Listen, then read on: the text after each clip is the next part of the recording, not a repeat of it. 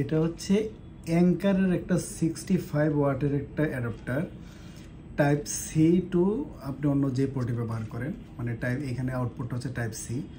তো এটা সাইজে হচ্ছে একটু বড়, যেটা এটা গ্যালিয়াম নাইট্রেটের চার্জার না, গ্যালিয়াম নাইট্রেট মানে GAN যেটা লেখা থাকে, গ্যালিয়াম নাইট্রেটের চার্জারগুলো খুব ছোট হয়।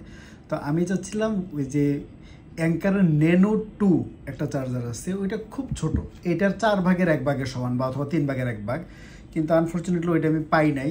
তো এটার দাম হচ্ছে 3500 টাকার মতো, আর ওই গ্যালিয়াম নাইট্রেটের দাম এরকমই প্রায় 4-5 হাজার টাকার মতো। তো এটা 65 ওয়াট দেয় কিনা আমরা দেখি।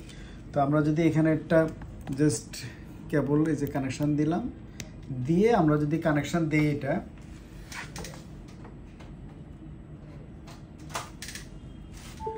এই যে কানেকশান দিলাম আমরা দেখি যে কত পর্যন্ত এটা ওঠে। তো এই মুহূর্তে যে ম্যাকের মধ্যে আমার 45%-এর মতো চার্জ আছে। তো 45% চার্জ মানে হচ্ছে মোটামুটি সে ম্যাক্সিমাম নেওয়ারই চেষ্টা করবে। তো এই যে দেখতেছি যে এই যে 60 ওয়াটের মতো, এই যে এখানে একটা মিটার লাগানো আছে, 60 ওয়াট হচ্ছে নিচ্ছে। তো এখন ম্যাকের যদি চার্জ আরেকটু কম থাকতো তাহলে হয়তো আরও বেশি পর্যন্ত উঠতো। তো এটা 65 ওয়াটের চার্জার 60 পর্যন্ত আসতেছে, এটাও খারাপ না। এই যে 65 উঠে গেছিলো মাঝখানে, এই যে 65 উঠে গেছিলো, তো খারাপ না। এটা মোটামুটি রাখার জন্য এটা 65 ওয়াটের চার্জার। আর মজার কথা হচ্ছে এটাতে যেহেতু আপনার এই যে আমি খুলে নিই, যে এটাতে হচ্ছে স্মার্ট চিপ লাগানো আছে।